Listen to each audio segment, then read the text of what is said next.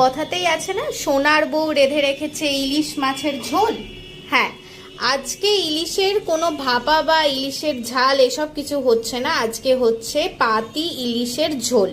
তার জন্য এখানে আছে নুন হলুদ মাখানো ইলিশ মাছ, এখানে আলু আর কচুটা সেদ্ধ করে রাখা আছে, এখানে বেগুন কাটা আছে, আর এখানে হচ্ছে বাড়ির বানানো বড়ি। এগুলো নিয়েই আজকে তৈরি হচ্ছে ইলিশ মাছের ঝোল। আর এদিকে মশলার জন্য নিয়ে নেওয়া হচ্ছে আদা, ধনে আর সর্ষে, এই তিনটে জিনিস পেস্ট করা হবে। আর এদিকে হবে আজকে ইলিশ মাছের ঝোল। ইলিশ মাছ যেহেতু, সেখানে তো সর্ষের তেল একদম ম্যান্ডেটরি, তাই চলে যাচ্ছে অনেকটা পরিমাণে সর্ষের তেল। তেল গরম হয়ে গেছে, এবার একে একে চলে যাচ্ছে ইলিশ মাছ।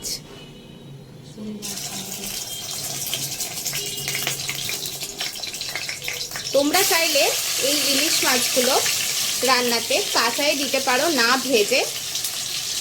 আমরা জাস্ট একটুখানি নুন হলুদ মাখিয়ে হালকা করে এপিট ওপিট করে একটু ভেজে নিচ্ছি।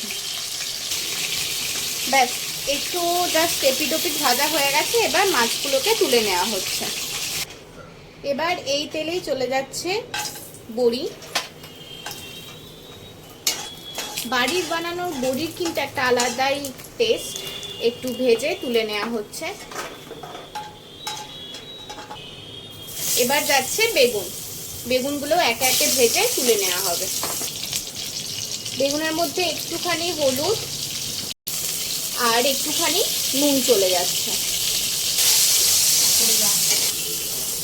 বেগুনটাকে এবার লাল করে ভেজে তুলে নেওয়া।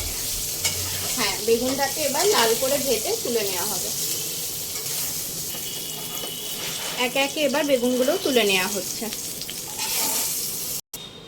এবার ফোড়নে যাচ্ছে কালো জিরে, তেজপাতা আর কাঁচা লঙ্কা। এদিকে পেস্টটাও যেটা করে রাখা হয়েছিল, সেই পেস্টটা দিয়ে দেওয়া হলো। আদা, সর্ষে আর ধনের পেস্ট। ব্যাস, এবার এটাকে একটু ভালো করে কষাতে হবে। এর মধ্যে মশলা চলে যাচ্ছে হলুদ গুঁড়ো, নুন আর যাচ্ছে চিনি। এবার যাচ্ছে যে সেদ্ধ করে রাখা আলুগুলো ছিল সেইগুলো, কচু, এগুলোও সেদ্ধ করে রাখা আছে আগে থাকতেই, আর বড়ি।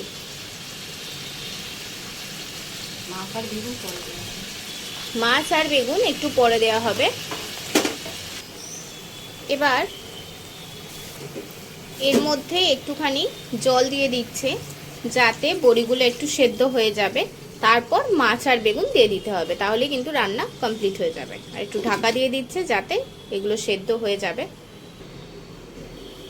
এবার এর মধ্যে একে একে চলে যাচ্ছে মাছগুলো,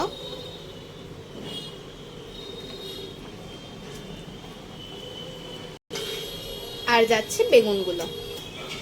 ব্যাস, এবার এটা একটুখানি ফুটুক, তাহলে কিন্তু রেডি হয়ে যাবে।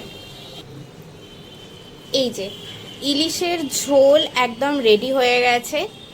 গরম ভাতে এইরকম ইলিশের ঝোল খেতে সত্যি দুর্দান্ত লাগে। তোমরাও এরকমভাবে সিম্পল একদম পদ্ধতিতে এরকম ইলিশের ঝোল বানিয়ে দেখতে পারো, আশা করি তোমাদেরও ভালো লাগবে। একদম সহজ উপায়ে ইলিশের ঝোল। চলো, টাটা, বাই বাই।